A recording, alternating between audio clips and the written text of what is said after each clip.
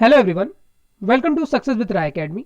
जैसा कि आपको बताया गया था कि कुछ ऐसे करंट अफेयर्स भी होंगे जिनको छोटे छोटे वीडियो के तौर पर आपके सामने प्रस्तुत किया जाएगा और वो वीडियो ज़्यादा से ज़्यादा 2 या 3 मिनट का होगा।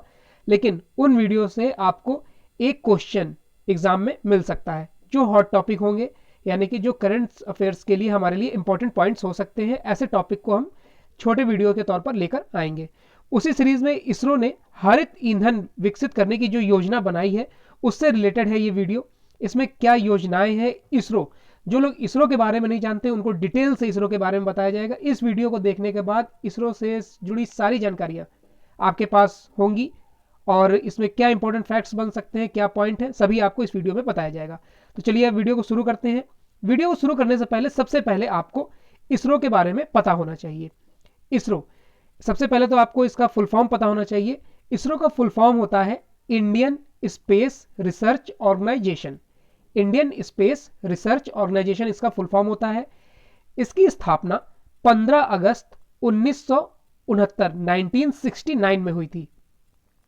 लेकिन जो इसका गठन हो गया था वो पहले इन कॉस्पर नाम से हुआ था। इन कॉस्पर का गठन किसने किया था? पंडित जवाहरलाल नेहरू ने अपने करीबी सतीश धवन के साथ, वैज्ञानिक सतीश धवन के साथ की अध्यक्षता में इसका गठन किया था। अब इन कॉस्पर का आपको फुल फॉर्म पता होना चाहिए। इन कॉस्पर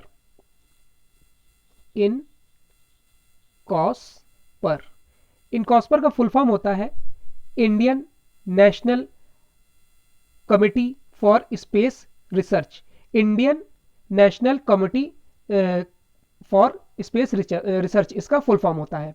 अगर हम इसके हेडक्वार्टर की बात करें तो इसका हेडक्वार्टर बेंगलोर कर्नाटक में है और इसका जो मोटो है, यानी कि जो इसकी टैग लाइन है वो है space technology in the service of Mankind. Space technology in the service of Mankind. और इसका जो हिंदी में हम इसे बोलेंगे मानव जाति की सेवा में अंतरिक्ष प्रौद्योगिकी। वर्तमान में इसके चेयरमैन है डॉक्टर के सिवन, जिनकी पिक आप इस समय थंबनेल में देख रहे हैं। और अगर इसरो के बारे में और आपको डिटेल से बताया जाए तो भारत का पहला उपग्रह आर्यभट्ट 19 अप्रैल 1975 को सोवियत संघ द्वारा अंतरिक्ष में छोड़ा गया था। इसका नाम महान गणितज्ञ आर्यभट्ट के नाम पर रखा गया था। इसने 5 दिन बाद ही काम करना बंद कर दिया था, लेकिन यह भारत के लिए एक बड़ी उपलब्धि थी। उसके बाद 7 जून 1979 में फिर से दूसरा उपग्रह भास्कर, जो कि 445 किलो का था, पृथ्वी की कक्षा में स्थापित किया गया। 1980 में रोहिणी उपग्रह, पहला भारत निर्मित प्रक्षेपण यान SLV-31 भेजा गया था, जिसे कक्षा में स्थापित किया गया। तो ये स्टार्टिंग के 3 ही इंपॉर्टेंट होते हैं जो आपको बताए जा चुके हैं। उसके बाद जब भी इसरो कोई सैटेलाइट लॉन्च करता है तो उसमें आपको 2 टर्म्स जरूर मिलते होंगे। एक होता है PSLV और दूसरा होता है GSLV। तो इन दोनों के बारे में आपको पता होना चाहिए। 2 टर्म थे इसमें, PSLV और GSLV। PSLV का फुल फॉर्म होता है पोलर सैटेलाइट लॉन्च व्हीकल, यानी कि ध्रुवीय उपग्रह प्रक्षेपण यान। दूसरा होता है GSLV, जिसका फुल फॉर्म होता है जियोसैक्रोनस सैटेलाइट लॉन्च व्हीकल। इसका फुल फॉर्म होता है भू स्थिर उपग्रह प्रक्षेपण यान। देखिए, इसमें और डिटेल से बारे में जानने की जरूरत नहीं है, इतना अभी फिलहाल के लिए इंपॉर्टेंट है और आपको बताया जा चुका है, जरूरी भी है। अब नेक्स्ट पॉइंट पर आते हैं। इसके नेक्स्ट पॉइंट है कि भारत की अंतरिक्ष एजेंसी यानी कि इसरो अपने उपग्रहों और रॉकेटों के लिए अपने मौजूदा खतरनाक ईंधन को पर्यावरण अनुकूलित और गैर खतरनाक ईंधन के साथ बदलने के लिए काम कर रही है। मतलब जितना इसको प्रदूषण से बचाया जा सके, ईंधन को पर्यावरण के अनुकूल बनाया जा सके, इस पर इसरो काफी नए तरीके से काम कर रहा है। अच्छा, आपको एक न्यूज ये भी देनी थी कि इस वीडियो का इंग्लिश वर्जन आपको इस वीडियो के अपलोड होने के आधे घंटे बाद मिल जाएगा। यानी कि जिन स्टूडेंट को हिंदी में दिक्कत होती थी समझने में, वो इस वीडियो को इंग्लिश में देख सकते हैं।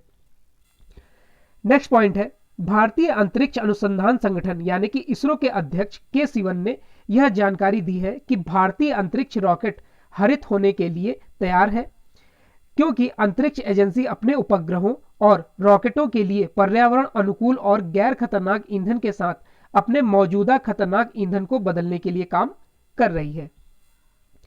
इसरो प्रमुख ने यह भी बताया कि अंतरिक्ष एजेंसी अपने रॉकेट में हाइड्रोजन पेरोक्साइड के माध्यम से हरित संचालन के लिए कार्य कर रही है, जो भारतीयों को अपने महत्वाकांक्षी गगनयान मिशन के तहत अंतरिक्ष में ले जाएगा।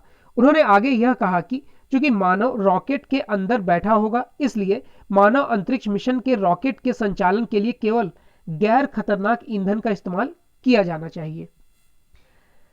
इसमें अब जो इंपॉर्टेंट पॉइंट्स और बन सकते हैं कि इसरो की हरित ईंधन विकसित करने की जो योजना है उसको इस 2 पॉइंट में बताया गया है। इसको देख लेते हैं। अंतरिक्ष एजेंसी उन रॉकेट इंजनों को भी परख रही है जो हाइड्रोजन पेरोक्साइड द्वारा बाल प्रोपलेट के रूप में या इथेनॉल के साथ मोनोप्रोपलेट के रूप में संचालित होते हैं। यह एक अन्य हरित ईंधन भी विकसित कर रहा है, LOX या मीथेन, जहां तरल ऑक्सीजन ऑक्सीडाइजर और मीथेन ईंधन के रूप में काम करेगा। इस चालकता, प्रोपलेंट के भंडारण, विशिष्ट आवेग, लागत और कम विषाक्तता के संदर्भ में भी फायदे हैं। इसरो अपने तरल ईंधन इंजन ईंधन को ग्रीन फ्यूल में बदलेगा। ये एक बहुत बड़ा स्टेप है इसरो का, जो अपने यानी कि प्रदूषण को कम स्तर पर लाने के लिए कार्य कर रहा है। इसरो प्रमुख के अनुसार अंतरिक्ष एजेंसी अपने मौजूदा तरल इंजन ईंधन को भी पर्यावरण अनुकूलित ईंधन से संचालित करने की दिशा में प्रयास कर रही है। इसरोसेन को अंतरिक्ष एजेंसी द्वारा विकसित किया गया है, जो केरोसिन का एक रॉकेट ग्रेड वर्जन है। यह पारंपरिक हाइड्रोजन रॉकेट ईंधन का एक विकल्प होगा। उपग्रहों यानी कि सैटेलाइट को शक्ति प्रदान करने की बात करते हुए इसरो प्रमुख ने यह भी बताया कि अंतरिक्ष एजेंसी रासायनिक ईंधन के स्थान पर हल्के विद्युत प्रोपलेंट की दिशा में कार्य कर रही है। वर्तमान में इसरो अपने रॉकेट के साथ 4 टन तक वजन वाले संचार उपग्रहों को ऑर्बिट में भेज सकता है।